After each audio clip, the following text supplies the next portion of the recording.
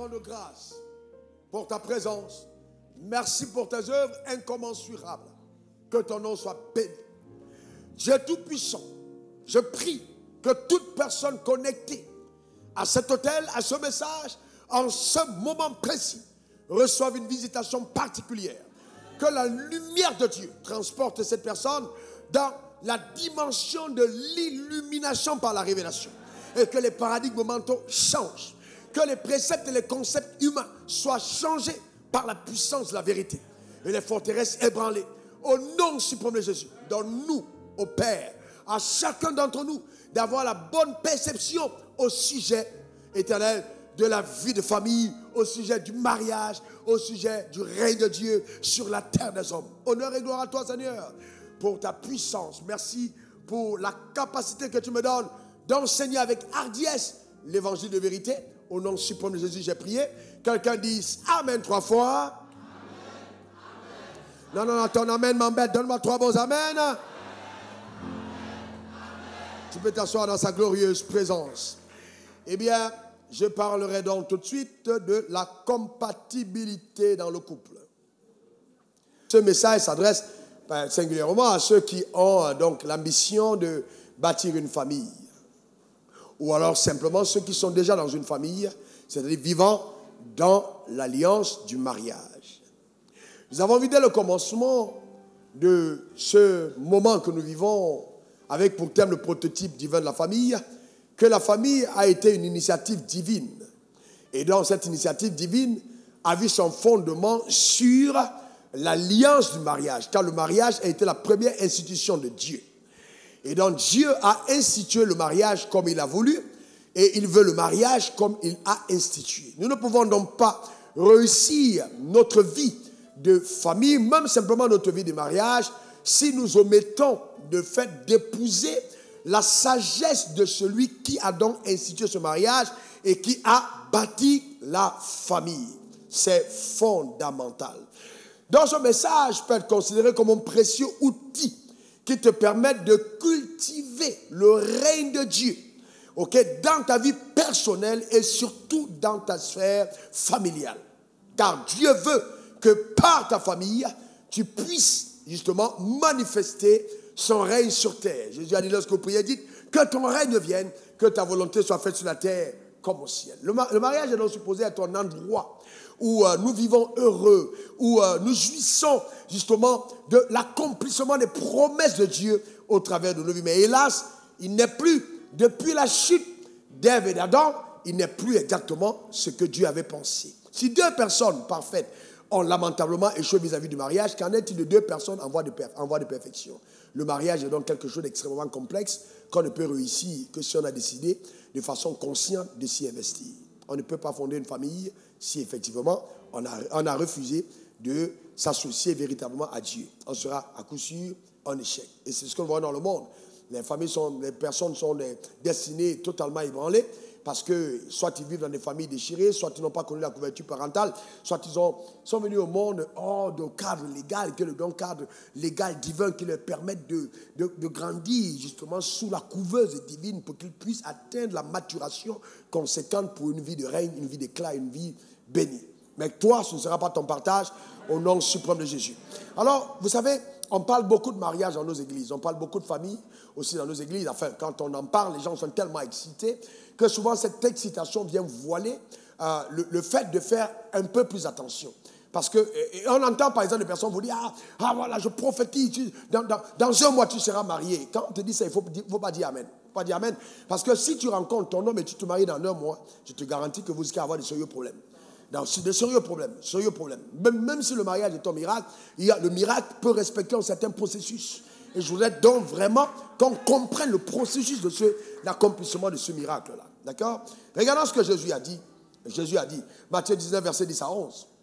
Ses disciples lui disent, c'est telle la condition de l'homme à l'égard de la femme. Les disciples lui demandent, est-ce que je peux chasser ma femme? Les gars disent, Jésus dit, non. Oh, il n'y a pas question de renvoyer sa femme. Ils disent, quoi? Donc, si c'est ça la condition de l'homme vis-à-vis de la femme, il n'est donc pas avantageux de se marier. Vous voyez, ça c'est la pensée de ceux qui veulent prendre une femme et puis après avoir abusé, ils chassent. Vous comprenez ce que je chante? Il dit non, mais ce n'est pas donc avantageux de se marier. Et regardez ce que Jésus va dire par la suite. Jésus n'a pas dit, les gars, vous vous trompez. Et normalement, il aurait dit, c'est un avantage, c'est quand même Dieu qui a institué le mariage. Mais il a répondu, tous ne comprennent pas cette parole. C'est choquant. Tous ne comprennent pas. Ça veut dire qu'il va dans leur sens. Que se marier n'est pas forcément un avantage. Mais seulement à ceux à qui cela est donné. Donc le mariage peut devenir un désavantage si nous amorçons le mariage sans respecter les prérequis divins en ce qui concerne le mariage. Ça, c'est fondamental et important. Regardons donc aussi la pensée de Paul, l'apôtre. 1 Corinthiens 7, 28. Si tu t'es marié, tu n'as pas péché. Si la vieille s'est mariée, elle n'a point péché. Mais ces personnes auront des tribulations dans la chair. Notez-le, auront des tribulations. C'est ce que Dieu dit. Vous croyez à la parole de Dieu? Oui. Elle dit ici que les personnes mariées auront des tribulations dans la chair. Et je voudrais vous les épargner. Donc l'apôtre Paul dit, si j'ai un conseil à te donner, reste célibataire. Non, c'est ce que la Bible a dit, n'est-ce pas? Si j'ai un conseil, il dit, en tout cas, si ça ne dépend que de moi, vous voulez mon conseil, l'apôtre Paul dit, restez dans l'état où vous êtes. Parce que si vous vous mariez, vous aurez des tribulations dans la chair. Donc en écoutant Paul l'apôtre, en écoutant Jésus, on comprend que bien que le mariage soit une bénédiction de Dieu, Jésus ne l'a pas présenté simplement sous l'angle de quelque chose qui arrive pour apporter une transformation extraordinaire. Non, mais plutôt, il a mis en avant le sens des responsabilités. Être prêt à faire face à certaines difficultés. Eh bien oui, si on n'est pas préparé, on peut recevoir une belle claque dans le mariage. Il faut être préparé. Adam était seul, on l'a vu, il était fort, il était stable, il était riche. Il était équilibré, mais il ne pouvait pas accomplir les desseins de Dieu pour sa vie. Donc, le fait que la femme lui a été donnée était d'abord la quête des desseins de Dieu par rapport à la vie d'Adam. La quête des desseins de Dieu par rapport à la vie d'Adam.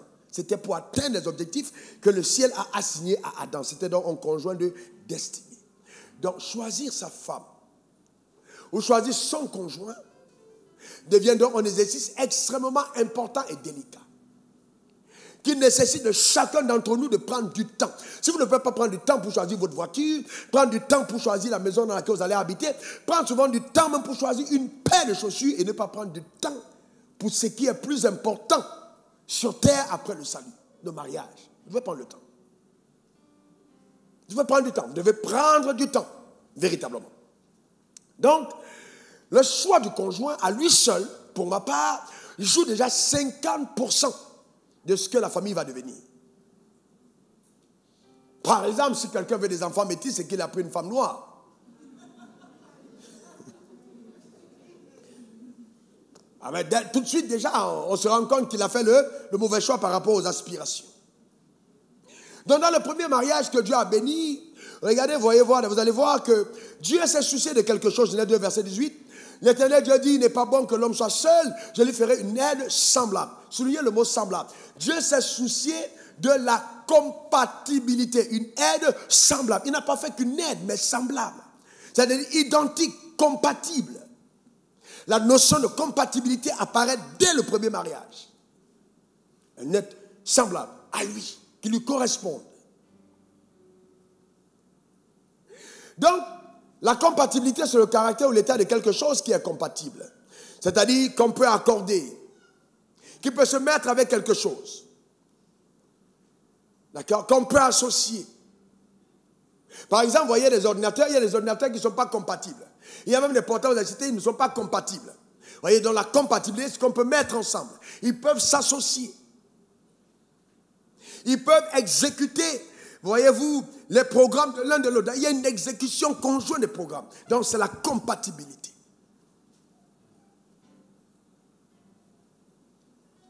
D'accord, c'est très important. Et donc, je voulais parler avec vous de 5 axes de compatibilité que nous devons rechercher à tout prix et sur lesquels nous devons travailler. D'accord, pour la stabilité réelle et l'épanouissement de notre famille. Si je veux construire une maison, je bâtis une bonne fondation. Dans la période de choix, voilà ce que je vous donne là, c'est vraiment ce qui va vous permettre d'avoir de bonnes fondations si vous n'êtes pas encore marié. Alors, notez-moi, et ceci, je peux être enfant de Dieu, né de nouveau, et je rencontre un autre enfant de Dieu, né de nouveau, et on n'est pas compatible. C'est comme si vous trouvez une canne, c'est-à-dire que l'épouse, la femelle du canard, qui va donc aller en mariage avec un coq, ça marche? Je vous pose une question, est-ce que ça va marcher? Est-ce que les deux n'ont pas des ailes? Amen. Mais non, mais pourquoi ils ne se marient pas? Parce qu'ils ne sont pas de la même espèce, ils ne sont pas compatibles. Donc vous avez dans le corps de Christ, vous avez des sœurs qui sont singes, des sœurs qui sont girafes spirituellement parlant, mais vous devez tout faire pour retrouver la compatibilité. C'est ce que vous devez rechercher. Et, voyez-vous, le premier niveau de compatibilité à rechercher, c'est la compatibilité spirituelle. Sommes-nous spirituellement compatibles? Parce qu'en fait, l'être humain est d'abord un être spirituel. Est-ce que nous sommes spirituellement compatibles?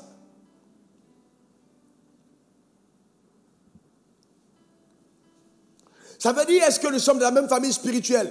Oh, pasteur, bénis mon mariage. Oh, vraiment, il craint Dieu. Oui, mais il prie où? Non, en fait, comme tous les chemins mènent à Rome, il est à la mosquée. Est-ce que... Ah, vous voyez-vous? Toi-même, tu as dit, donc, vous voyez, et on a donc... Et vous savez, surtout les sœurs, quand elles approchent au mariage, elles peuvent vous convaincre de transformer un féticheur en frère en Christ pour la bénir. Donc, il faut être lucide, il faut être très lucide. Rechercher la compatibilité spirituelle. Et on a aujourd'hui beaucoup de personnes malhonnêtes qui s'infiltrent dans les églises et qui savent que l'église est le seul endroit où on peut prendre quelqu'un vraiment d'une classe de moins que rien et donner à la princesse la plus élevée de la société au nom de la foi. Non, ça ne marche pas comme ça. Il faut la compatibilité. C'est pour ça qu'on a beaucoup de gigolos dans la maison de Dieu. Parce qu'on a tellement parlé du mariage que la sœur pense que si elle n'a pas un frère, elle n'est pas accomplie. Alors le premier gars qui tourne autour, elle prend aussi pour avoir une bague afin que les sœurs ne se moquent pas d'elle. Non, recherche la compatibilité. C'est important. Est-ce que vous êtes spirituellement compatible? Donc l'origine de la famille, du conjoint va déterminer les combats que tu vas mener dans ton mariage. Donc fais attention, l'origine de sa famille va déterminer les combats. Imagine que ta conjointe ou alors ton conjoint sort d'une famille idolâtre, où les enfants sont pourchassés, où les démons sont en train d'oppresser. Dès que vous entrez en mariage, les démons qui oppressaient ton conjoint deviennent légalement les démons qui t'oppressent. Donc les démons qui attaquaient cette famille commencent à t'attaquer. Donc frère, si tu veux entrer en mariage, sœur, choisis les combats que tu as amenés. Parce que tu vas les avoir, que tu le veuilles ou pas. Regardez le cas de David, quand David va aller affronter Goliath. Saül a commis justement, il s'est dit, bon, je vais donner ma fille à celui qui va tuer Goliath. Maintenant, quand tu vois David marcher, il se rend compte que Joe, le gars là, risque de prendre ma fille. Mais il est soucieux d'une chose, son père c'est qui? Parce qu'il se rend compte qu'il va donner sa fille à une autre famille. Mais quelle est la famille? Quand il demande le nom du père, c'est de savoir dans quelle famille sa fille est partie. Quel sera le sort de sa fille? 1 Samuel 17, verset 55. Lorsque Saül avait vu David marcher vers la rencontre des Philistins, il dit à Abner, chef de l'armée, de qui ce jeune homme est-il fils? Abner, de qui ce jeune homme est-il fils? Informe-toi. Quand Abner a dit, aussi vrai que mon homme est vivant, oh roi, je l'ignore. Verset 58, informe-toi donc de ce qui ce jeune homme est le fils. Il est le fils de qui, Abner? C'est qui son père? Est-ce qu'il est d'une famille considérée? Est-ce qu'il est de race royale? Est-ce que ma fille pourra s'accommoder à ce gars? De qui est-il le fils? Et au verset 58, Saül lui dit, de qui es-tu fils, jeune homme? Et David répondit, je suis fils de ton serviteur Ésaïe, Béthléemite. Donc voyez-vous, donc là il répond. Il répond, pourquoi? Parce que là il dit quelles sont ses origines. Maintenant suivez-moi bien, pour vous montrer cela. Est-ce que vous savez que même Ève, les problèmes que Adam a eu dans son mariage venaient des combats qu'il avait à mener de l'origine de sa femme? Tout le monde va dire, oh non, vous savez, Dieu, qui était le père de Ève? Qui était le père de Ève? Donc maintenant, est-ce que vous savez que les combats que Ève a eu dans sa vie, dans son mariage, viennent des problèmes de famille? Ça vient des problèmes de famille. Dieu avait eu un problème avec Lucifer. Dieu avait un problème avec Satan. Donc Satan en voulait à Dieu. Donc il s'attaquait à ses filles, il s'attaquait à ses fils. Donc c'est les problèmes de famille qui ont poursuivi Ève dans le jardin. Donc si Adam avait bien compris que la femme qu'on me donne là a des antécédents spirituels et qu'il faut régler et veiller, il n'allait pas s'amuser avec ce que voyez, sa femme a fait. Il n'allait pas ça très au sérieux. C'est des combats générationnels qui viennent de notre descendance, notre ascendance. Donc il y a eu des problèmes de famille. Donc en plus des problèmes de famille, voyez-vous, vous savez, ça agit sérieusement. Qu'en est-il si on dit par exemple à ton conjoint qui n'ira jamais loin dans la vie, on dit par exemple, il ne réussira pas, il est attaché. Mais s'il ne prend pas conscience de ces batailles et que vous êtes ensemble, vous pouvez danser les 3 premières années, à la 4e année, quand le fétiche commence à tourner, les vents commencent à s'agiter. Pourquoi? Parce qu'il y a des réclamations générationnelles qui attaquent ce mariage.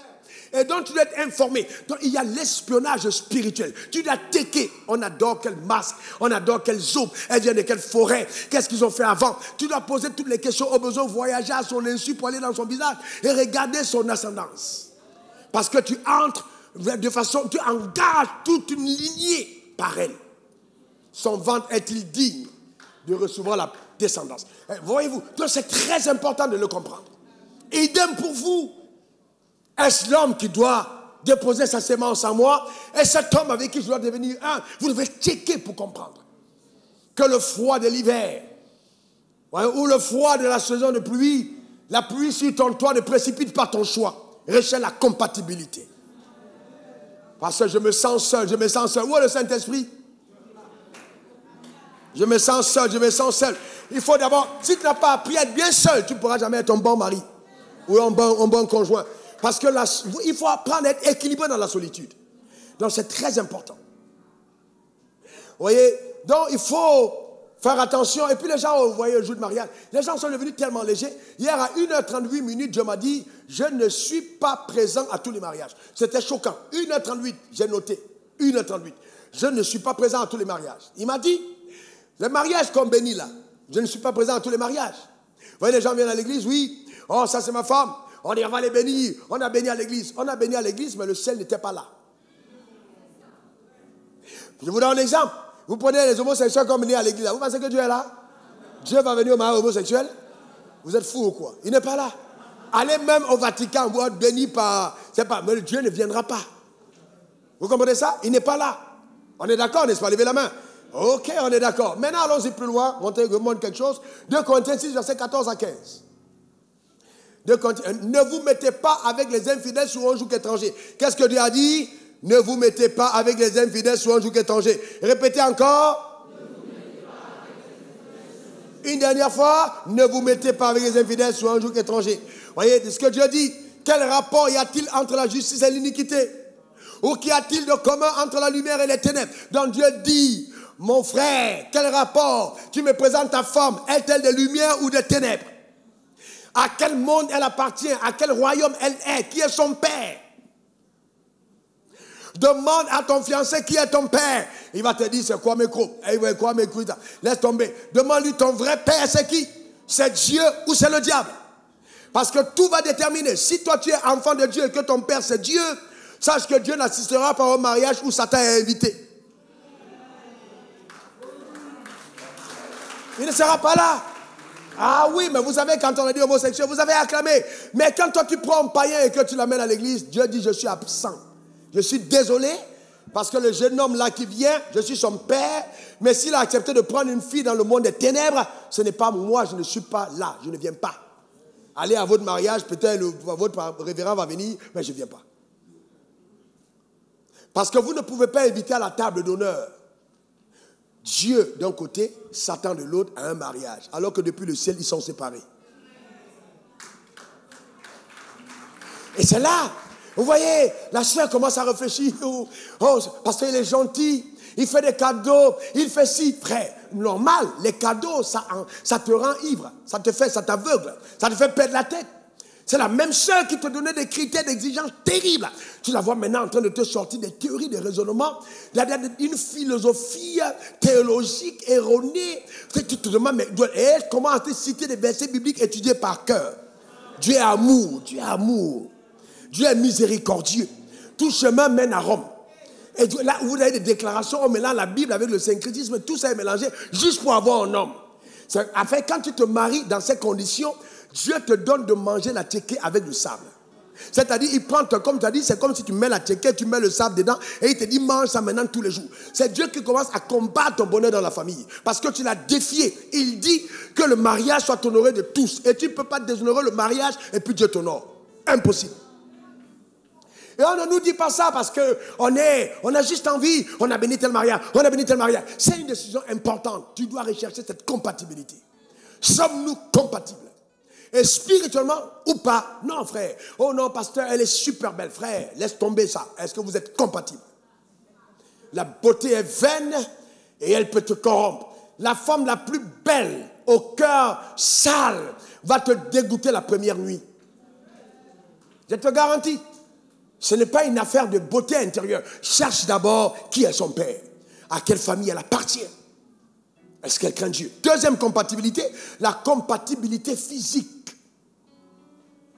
Ils deviendront une seule chair, pas un seul esprit. On a trop de philosophie spirituelle dans le mariage et ça tue nos frères et nos sœurs. Ah non, en tout cas, Dieu m'a donné ma femme. C'est la femme que l'homme que Dieu me donne, je le prends. La femme que Dieu me donne, je le prends. Dieu dit, je ne suis pas dedans. Non, tu dois choisir. Voici celle qui est hausse de maison, chair de ma chair, on l'appellera femme. Dieu n'est pas bête, il ne choisit pas pour toi, même s'il fait venir devant toi. Tu dois te prononcer. Il ne veut pas être accusé. Il sait qu'à la fin, quand ça va être chauffé, tu vas l'accuser. Donc il n'en pas. Il te l'a choisi. Mais il faut une compatibilité physique.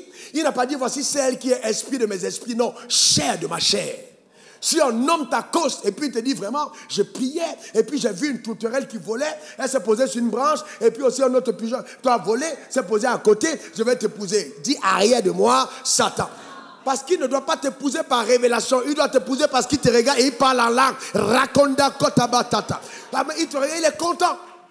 Parce que si un homme ne peut pas être enjaillé du corps de sa femme, si le corps de la femme d'un homme ne peut pas créer des secousses au niveau de sa cavité, voyez-vous, intérieure, il y aura un problème de survie de ce couple. Parce que cette dimension est importante. Que vous le vouliez ou non, c'est important, frère. La compatibilité physique. Ah ouais, Dieu ne va pas donner une femme qui ne correspond pas à ce que tu aimes. Il crée en toi le désir et le fait selon mon bon plaisir. Donc si à l'intérieur tu as dans ton inconscient, ton subconscient, dans ton conscient, quelque chose, dans une morphologie, un type de femme que tu aimes, Dieu te l'accorde. Reçois-la au nom suprême de Jésus. Donne-moi le meilleur des amens. Et c'est valable pour l'homme. Oui, sœur. Dieu sait que le mariage est d'abord physique. Oui, ils deviendront une seule chair, pas un seul esprit. Celui qui se marie cherche à plaire à son mari en faisant les choses du monde. Donc il y a une dose de mondanité dans le mariage, mais une mondanité spirituelle, autorisée par Dieu. Une parenthèse dans le temps. C'est pour ça que le mariage ne continue pas au ciel. Ça s'arrête sur la terre. Ah ouais. Donc, il ne faut pas venir dans les théories du oui, déjà oui, dans tous les cas. Non, non, non. Et c'est pour ça que dans la majorité de nos frères en Christ, avant, quand ils allaient avec les femmes, c'était toujours dans l'obscurité. Parce qu'ils ne veulent pas voir son visage. Toujours dans le noir. Il faut allumer pour voir clair. La femme que tu choisis, tu dois allumer pour voir clair. L'homme que tu épouses, il ne faut pas dire éteint. On n'éteint pas, on doit allumer. Vous êtes des enfants de lumière. C'est la lumière. Ah ouais. Vous savez, souvent, laissez-moi vous parler de deux choses. Hein. Il y a des gens qui se séduisent. Vous gens se séduisent. Oh oui, dans tous les cas, moi, qu'est-ce que tu veux comme homme? Oui, quand il a 18 ans, moi, il doit avoir 1m95. Grand. Enfin, tu notes les critères. Oh, je crois, j'appelle, blablabla. Et puis, bon, après un certain moment, tu vois, la soeur dit, je veux me marier. Tu dis, bon, est-ce qu'il va passer par ma porte, ton fiancé? Tu vois un gars qui entre là, à peine même, il t'avait arrivé aux hanches. Qu'est-ce qui s'est passé? C'est qu'en fait, les choses ont changé. La sœur Au lieu de regarder maintenant la taille, elle a été aveuglée par la profondeur de la poche. Donc ça a changé tous les paramètres. Le gars auquel elle aspirait, ce n'est pas ça, mais elle dit, bon, c'est pas grave, il est gentil. Sauf qu'il faut bien comprendre que cette gentillesse-là ne vient pas combler les attentes de ta libido de femme. Pas du tout. Parce que la femme, même si elle est intérieure, elle est déclenchée justement par tous ces paramètres qui la permettent de se mettre dans des positions agréables pour le ministère à rendre. Et donc, c'est important ces paramètres. Frère, je vais vous dire une chose. Vous savez, je vous dis la vérité. Hein? Je vous dis la vérité. Moi, j'ai fait des études. Je ne parle pas en l'air. Écoutez très bien. Est-ce que ce n'est pas la femme qui a dit qu'elle vit que l'arbre était bon à manger? Ce n'est pas elle a vu, c'était bon. Vous pensez que les femmes sont bêtes? Elles sont en train de faire des boucles, des oreilles, elles s'habillent toujours chic. Elles ne savent pas quand un gars est chic. Elles savent. Ça dit non, ce côté-là, ça veut dire qu'il y a un ment.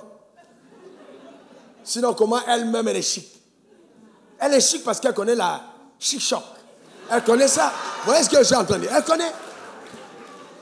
Donc, frère, il faut la compatibilité. Quelqu'un dit compatibilité.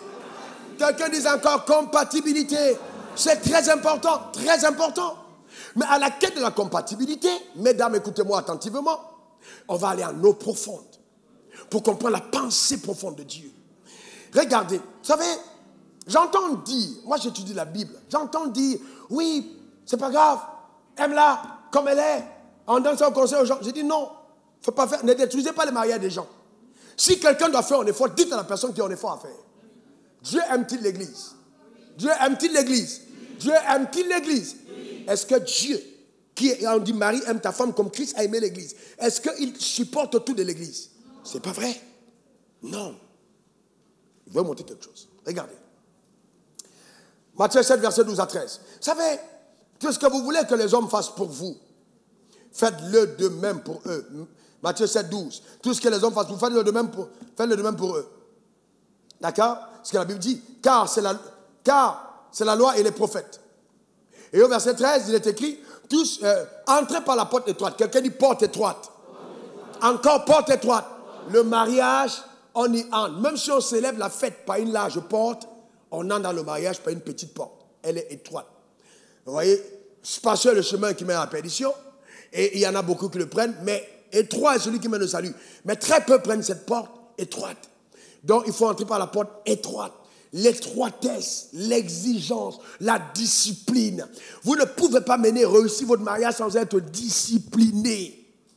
La discipline de conduite, la discipline alimentaire, la discipline de la gestion de soi, l'équilibre physiologique et physique pour permettre justement à la fréquence, vous voyez, de cet amour, vous voyez, un héros de continuer de vibrer sa mélodie dans la famille. C'est important, très important. Peut-être qu'on dira, pour les femmes, ça ne compte pas beaucoup, mais est-ce que vous savez en toute vérité que sur 10 femmes qui sont croyantes, je n'exagère pas, 7 n'ont pas de plaisir. Et souvent elles simulent. Parce qu'elles n'y arrivent pas, il n'y a pas de plaisir. Elles sont malheureuses. Vous pouvez les voir. Quand la jupe d'une femme commence à remonter, monter, et puis elle coupe partout, alors qu'au départ, ce n'est pas comme ça, il y a un problème. Elle envoie des signaux pour dire, je suis là, mais je ne suis pas là. Bon, on revient, on va continuer. Mais en fait, vous savez, je vous parle là des choses profondes, des choses véritables, des choses qu'on doit examiner en profondeur. Donc, si ma femme doit être comme l'Église au Seigneur, la femme doit se sanctifier, comme l'Église se sanctifie. Et le mari doit aimer comme l'Église aime. Donc, c'est important, chacun fait un effort. Souvent, la sanctification, c'est t'assurer de ne pas perdre les 120 kilos que le gars aime. L'Africain, il tape avec les formes. Il ne faut pas commencer à faire les concours de Miss. Garde tes formes, c'est ce qu'il aime. Peut-être il faut manger pour garder les formes. Maintenant, si c'est l'inverse, fais aussi l'inverse. Vous ne pouvez pas être ensemble et puis faire porter à l'autre un supplice. Non, n'oubliez pas, le mariage est d'abord quelque chose qui se vit dans la chair. Je vais vous dire une chose. Moi, j'aime la sauce gombo. Avec un bon foutu banane. Imaginez que j'arrive chez toi, il n'y a pas ça, et puis tu me sers sauce claire. J'aime pas la sauce claire. Mais si j'ai faim et par courtoisie, je mange la sauce claire. Une fois, deux fois, trois. Le jour où tu vois la sauce gombo, même si le docteur a dit que tu ne manges pas la sauce gombo te fait de l'effet. Parce que c'est la sauce gombo tu aimes. Donc si tu étais au départ une sauce gombo et tu te transformes en sauce claire, tu es en train de châtier ton mari. Parce qu'il aime la sauce gombo. Donne-lui son gombo. Donc, je ne sais pas si vous comprenez la profondeur de ce que je suis en train de dire. C'est très important. Ce que vous aimez que les gens fassent pour vous, faites-le de même pour eux. Donc ça doit être réciproque. Réciproque. La gestion de vos êtres. On ne nous enseigne pas, mais c'est important. C'est très important. Pourquoi est-ce que vous voyez avant, le croyant n'était pas content? On te met les foules. La femme, elle dort. Il y a des odeurs. Comment un homme peut s'épanouir à côté d'une femme qui a des odeurs? Ce n'est pas possible. Il faut rechercher la compatibilité physique. Mes frères, c'est quand tu cherches la compatibilité physique, il faut mettre le scanner. Parce que le jour du mariage, tu peux avoir de belles surprises. Aujourd'hui, le diable a compris.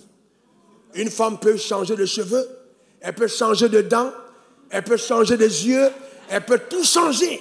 Quand tu la vois, tu crois que c'est elle. La jour du mariage, elle dit, je vais prendre ma douche. Et puis tu entres, elle a déposé la tête, elle a déposé le dentier, elle ouvre la bouche.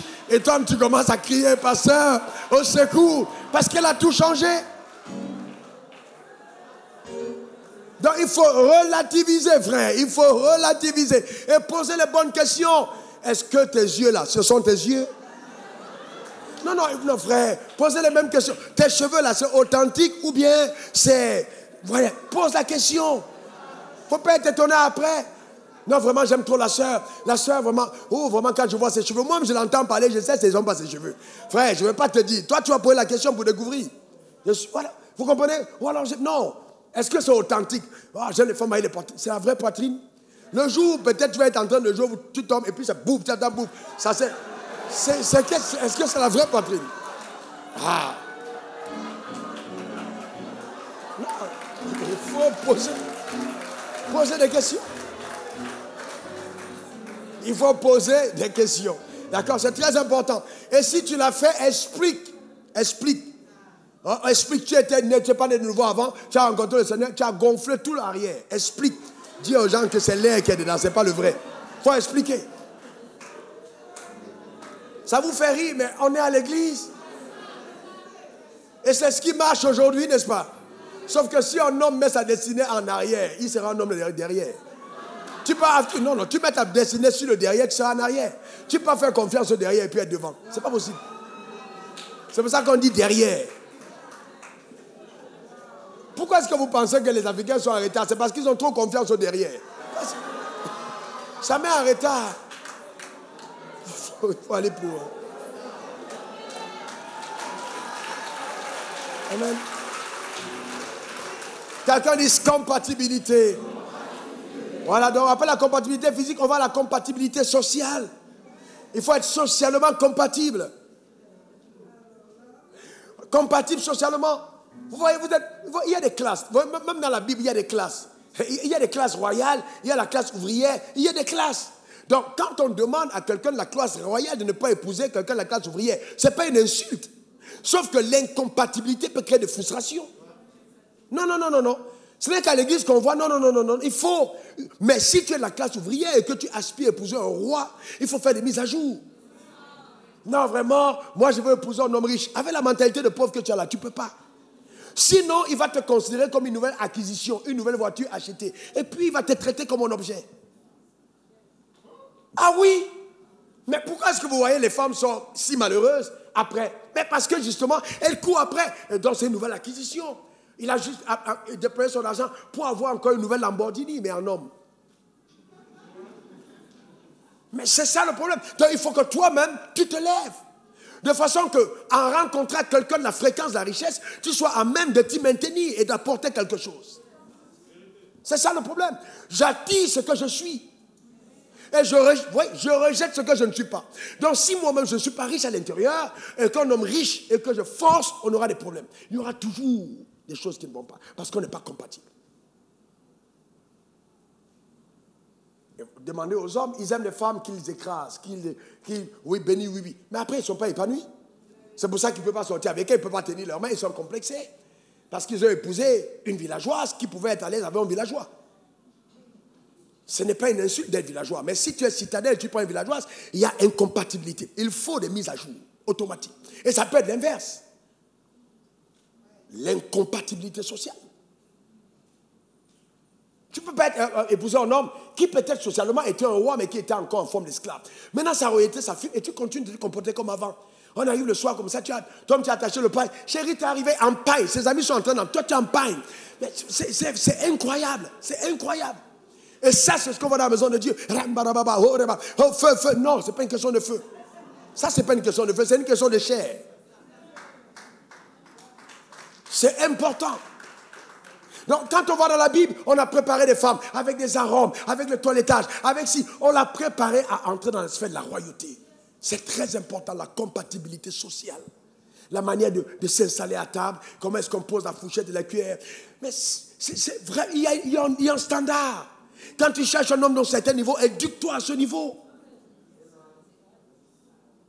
Là, quand il va me voir, je vais lui montrer. Et puis tu veux, je vais lui montrer. Et tu es très sérieuse.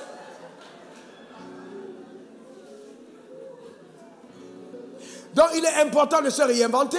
Un handicap n'est pas un problème, il faut se réinventer, frère. Moi-même, pour prêcher certains messages, j'ai dû m'aller m'asseoir au tribunal, j'ai dû lire des livres sur le droit, j'ai dû aller faire des études sur la science éco pour comprendre certaines choses. Il faut se réinventer en permanence. Ton mari grimpe, tu grimpes. Il monte, tu montes. C'est important, tu t'assois, tu essaies de comprendre.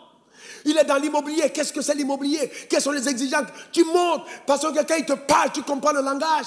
Parce que tu vas venir dire comment était la journée. Il sait qu'il ne peut pas te parler, tu ne comprendras rien du tout.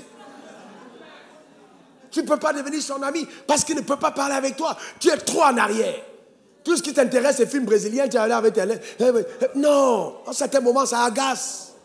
Il faut aller plus loin que ça. Il faut aller à une autre dimension. Il faut aller plus loin que ça. D'accord? C'est important. Et donc, maintenant, pour toi, moi, et dès qu'il y a un problème, oui, je suis fâché, Demande-moi pardon. Comment te demande pardon? Achète-moi une nouvelle robe. Ah. Parce que tu as vu ça dans les films brésiliens, les films mexicains. Et c'est comme ça qu'on demandait pardon. Et toi, tu as accepté en pensant que c'est ça le royaume. Tu t'es trompé. Il faut faire des mises à jour. Il faut faire des mises à jour permanentes. C'est important. On doit se réinventer en tant que femme. Et ce n'est pas normal que dans la maison de Dieu, vous les sœurs, vous ne vous mettez pas dans une dynamique d'influence réelle. Étudiez. Ton mari est footballeur. On est en train de tirer le penalty. Il a invité ses amis.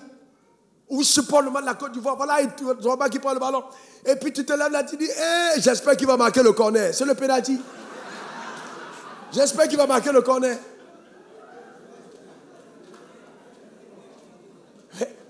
À un certain moment, ton mari est mal à l'aise. Pourquoi? Parce que tu ne connais pas, mais tu peux apprendre. Donc, il y a permanemment le fait de se réinventer une vraie mise à jour. Parce qu'on parle d'épouser. Donc, quand on parle d'époux, vous épousez. Il faut que tout le temps, les choses s'emboîtent. Les choses s'emboîtent. Les choses s'emboîtent. Les choses s'emboîtent. C'est normal.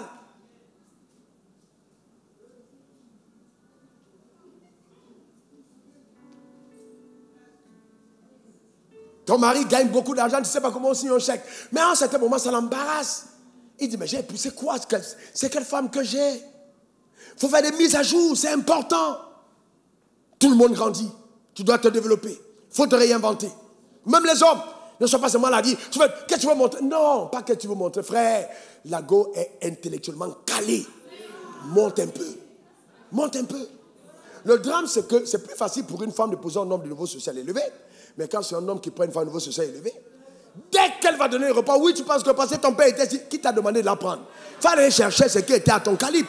Comment tu choses 44 et puis tu vas porter une chaussure 22?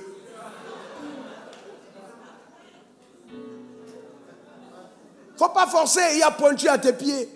Tu vas aller prendre ce qui te dépasse. Maintenant, le téléphone n'est pas là, ses patrons, il est en train de parler des choses. Ouais, tu sais, le virement, enfin, le Liban a fait ci. Dans tous les cas, je pense qu'il faut qu'on voit le truc qu'on faisait à l'administration parce que vraiment, c'est assez compliqué. Je pense qu'on va voir la stratégie parce qu'il faut créer une nouvelle impulsion. Non, je pense qu'il faut changer le paradigme, le fonctionnement et tout. Toi, tu ne comprends pas ce qu'elle est en train de dire. Tu penses qu'elle parle en langue. Et toi, tu comprends rien de ce qu'elle dit. Maintenant, tu veux dire, tu parles avec qui, Joe, elle est en train d'expliquer ce truc. Ce n'est pas à ton niveau. Est-ce que tu comprends? Toi, tu es trop bas et puis ça l'énerve. Voyez-vous? Elle dit non, dans tous les cas, on va faire avec. Toi, une femme te dit, on va faire avec. Elle te dit 5 millions, toi tu dis 100 000. Elle dit, c'est pas grave. Elle t'a menti. En dans le mariage, tu vas voir comment on va faire avec. Elle va commencer à te rappeler, mais toi, tu es qui? Mais attends, tu n'as pas vu tes amis? Tu ne vois pas tes amis, toi? Attends, tu ne vois pas tes amis? Mais tu sais que l'autre a acheté une maison à sa femme récemment. Mais attends, mais c'est pas possible, c'est pas vrai. Et quand elle va commencer à te faire un chocolat là, pour te rappeler que toi, tu es un petit gars du village, tu seras perdu. Ah, donc quelqu'un dit compatibilité sociale. C'est très important. Et avec la compatibilité sociale, la compatibilité intellectuelle. Alignez-vous intellectuellement. Alignez-vous. Vibrez à la même fréquence du savoir. Allez-y dans les ondes élevées. Vous êtes des enfants de lumière. Allez-y à la fréquence, la même fréquence spirituelle. Intellectuelle, je veux dire. C'est important. Alors laissez-moi vous dire ceci, juste pour vous donner une illustration. L'arbre que Ève va manger, c'est quoi? L'arbre de la connaissance du bien. En fait, Ève a voulu continuer les études. Adam a dit non. Et puis elle allait à l'université du savoir seul. Et on l'a blagué en chemin. Parce qu'elle allait pour connaître encore davantage. L'arbre de la connaissance. Elle voulait connaître davantage. Elle voulait devenir comme Dieu. Sauf que le processus par lequel elle est passée était mauvais. Mais initialement, elle voulait connaître davantage.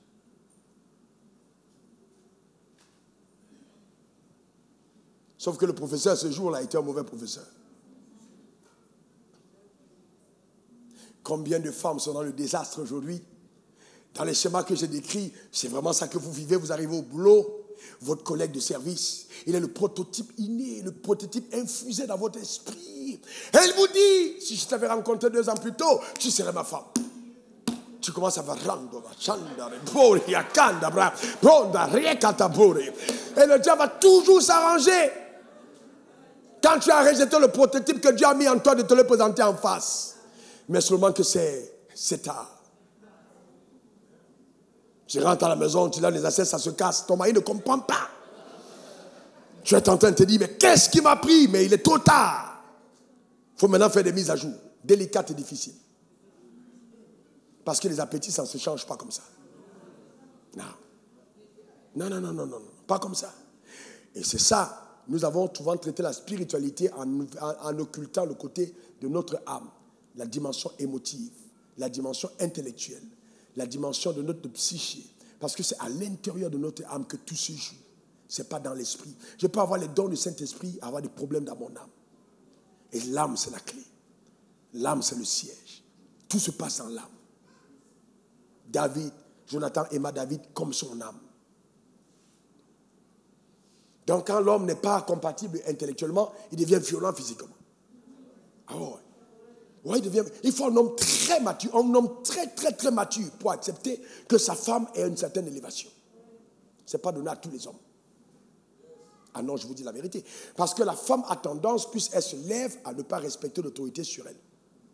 Je n'ai pas dit que c'est ce que toutes les femmes font, mais c'est une tendance. Parce que si Dieu dit à la femme, soumets-toi, ce que le problème de la femme, c'est se soumettre. Si Dieu dit au mari, aime, ce que le problème de l'homme, c'est d'aimer. Dieu te demande toujours de faire ce qui est ton problème.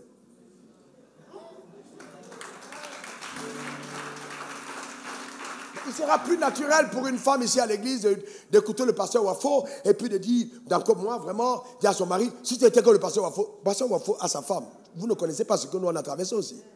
Donc, il ne faut pas seulement être là en train d'idéaliser ou bien ton patron, tu vois, tiens, vraiment mon patron est le meilleur mari, il aurait été le meilleur homme. Il ne te fait pas de reproches, il est toujours en train de tout accepter, mais c'est normal. Il a tout accepté, c'est normal. Lui s'en fout de ce que tu deviens, il ne t'aime pas. Non, il ne t'aime pas. Il apprécie ton corps, mais il ne t'aime pas. Il ne pense pas à ton développement, il ne pense pas à ta croissance, il ne pense pas à ton devenir. Mais ton mari pense à ça et c'est pour ça qu'il est rigoureux. Mais toi, tu dis non, il ne m'aime pas. Non, il t'aime.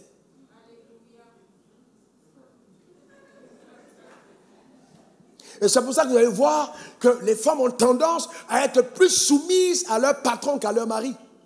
À être soumises à leur pasteur qu'à leur mari. Non, la femme doit être soumise à son mari. Pasteur, mais tu ne connais pas mon mari. Hey, c'est toi qui l'as choisi ou bien c'est moi? C'est ton mari. Pourquoi j'ai besoin de le connaître? C'est toi qui as choisi, non? Si était encore à l'époque où on disait que le père a donné, toi-même tu as fait le choix de dire on ne connaît pas ton mari. Tu as choisi, assume. Il n'y a pas de perfection en l'humain. assume. C'est important. Donc, si tu bats ta femme, je n'attends même pas qu'on me pose la question. Un homme te bat, ma soeur, plie tes bagages, sors de la maison. On a des enfants, sors de là avant que tu ne meures. J'ai dit bien, sors de là avant parce qu'en fait, rien ne justifie que la frustration de manque de connaissance d'un homme se transforme en boxing. Sors de là et pars de la maison et appelle la police ou appelle ton pasteur. Il y a un problème. Le drame, c'est que justement, vous occultez ça, vous cachez. Et un jour, une gifle t'amène à la mort. Une fois, on m'a demandé, mais pasteur, je fais comment avec tous mes enfants? J'ai dit, tu aimes tes enfants? Oui, fuis. Parce que tu vas mourir et tu vas laisser. Il faut te mettre à l'abri. Parce qu'on doit guérir, on doit soigner cet homme. Mais l'origine, c'est souvent les complexes qu'on a. Si on ne soigne pas bien les complexes, comme on n'arrive pas à tenir l'argumentaire, on va à la violence. Mais quand on sait qu'on est assis, on regarde à sa femme comme une petite sœur. Bien, c'est pas grave. C'est un enfant, il va comprendre après. C'est quand tu es élevé. Mais quand tu n'es pas sûr de toi, ça devient dangereux. Ça devient très, très dangereux. Donc, vous voyez, c'est important. Ces facteurs vont vous donner une assurance, une belle assurance. C'est très fondamental. Vous voyez, très, très fondamental. Et enfin, le dernier point, la compatibilité en amour. Oh là là, la compatibilité en amour. Vous devez être compatible en amour. Vous voyez, je l'ai mis en dernier, mais à dessein. Donc, il doit y avoir une certaine alchimie, une certaine compatibilité émotionnelle, qui fait que même quand vous êtes face au problème, cette alchimie vous donne de toujours tenir. Est-ce que vous savez que Adam était amoureux et c'est pourquoi son mariage a tenu? Adam aimait sa femme. Quand sa femme a mangé le fruit, il a regardé sa femme, il a regardé Dieu et il dit, je sauve mon mariage. Et Dieu a aimé la réaction d'Adam. Parce qu'il dit, par la femme déchue, je vais te donner la postérité de la femme va revenir. Il n'a pas détruit leur mariage. Il les a chassés du jardin, mais il a gardé le mariage. Et c'est parce que le mariage a été gardé que la rédemption a été possible. Donc, oui, c'est vrai, il y a eu des obéissances, oui, mais le mariage a sauvé l'humanité. S'il n'était pas marié, il n'y aurait pas eu de postérité. S'il n'y avait pas de postérité, il n'y aurait pas eu de rédemption. Heureusement qu'Adam aimait sa femme. Donc, quand nous lisons la Bible, allons plus loin. Adam aimait sa femme. Et je vais vous dire, vous voulez que je vous dise quelque chose? Dieu a dû aimer le fait qu'Adam aimait sa femme. Quand vous êtes un leader, moi j'ai des gars autour qui jouent la sécurité et tout, j'aime quand, moi je les mets dans les tests d'unité d'équipe, pouvoir, s'ils sont solidaires en équipe, s'ils sont capables de se tenir dans la même phrase, la même décision, parce qu'ils se protègent l'un et l'autre. Et quand je vois ça, je suis content. Et toute personne qui a tendance à sortir de là, je le reprends. Il faut être solidaire avec la troupe. Adam était solidaire. Il pouvait se dire, dans tous les cas, Dieu a fait venir cette femme, elle a désobéi, mais ce que j'ai vécu avec la femme là est trop grave. C'est trop grave. C'est que là où je suis parti avec elle, je n'avais pas d'avion, mais j'ai voyagé. C'était trop extraordinaire. Ce qu'on a vécu là, non, Dieu, dans tous les cas, le jardin là, tu n'as plus personne pour cultiver si tu me chasses. Laisse-moi garder ma femme. Moi, je vais la garder. Dieu dit, ok, tu la gardes. Et je vais recommencer après. Donc, vous voyez, l'amour, c'est... Quand vous vous aimez, il y a des choses que vous supportez. Il y a des gens, je vois comment ils traitent leurs femmes. Et je les appelle après, je demande, tu aimes ta femme? Comment tu peux aimer ta femme? Et puis, tu t'achètes 5 costumes. Ta femme n'a même pas un mouchoir. C'est pas possible. Tu es un brigand. C'est pas normal. Non. Donc, vous voyez, l'amour doit être vraiment là. Les personnes doivent s'aimer véritablement. Donc, quand vous aimez, vous vous pardonnez, vous endurez.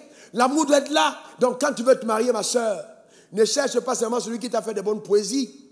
Vraiment, je l'aime beaucoup, j'aime trop ce gars. Non. Est-ce que le gars, là, lui, il t'aime? La question qu'il faut te poser. N'entre pas dans le mariage parce que tu aimes le gars. Je suis tombé, j'ai un coup de foudre. Tu vas être foudroyé et tu vas te réveiller après. Ça Ce n'est pas une affaire de coup de foudre. Hein? Est-ce que le gars même... Tu engages sa vie quelque part. Est-ce qu'il m'aime vraiment? Et tu dois être sûr. Est-ce qu'il m'aime vraiment? Et cela se voit. Quelqu'un m'a demandé, mais comment? Mais c'est naturel. Quand quelqu'un t'aime, tu le sais. Mais tu le sais, tu sais que la personne t'aime. Et c'est pourquoi, justement, il est important de prendre le temps.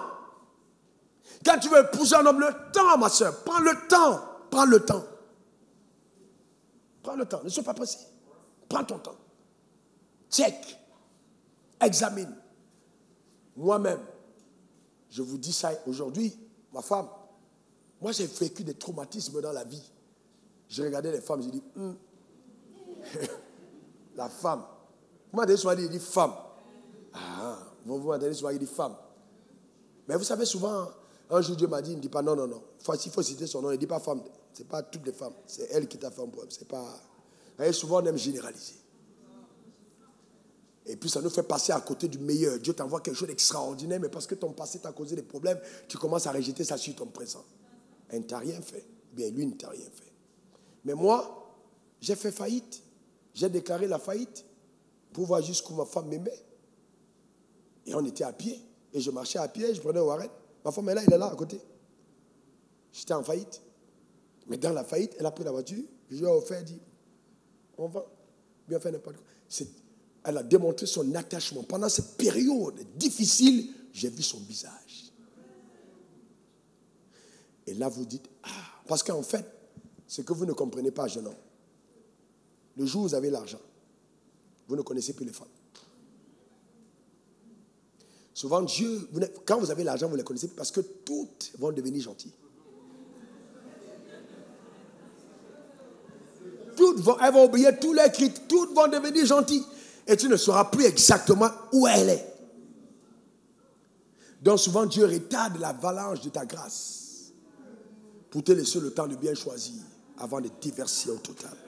Que la grâce de Dieu soit sur toi et que la main de Dieu se déplace sur ta vie, que sa faveur t'accompagne, qu'il te bénisse et te comble et qu'il te donne, au nom suprême de Jésus, de travailler sur la compatibilité dans tous les domaines. Tu es marié, travaille. Tu es fiancé, travaille. Au nom suprême de Jésus, tu veux te marier. Tiens compte des facteurs de compatibilité. Au nom suprême de Jésus. Donne-moi 3 bons amen. Amen, amen, amen. Devant combler, on est ensemble.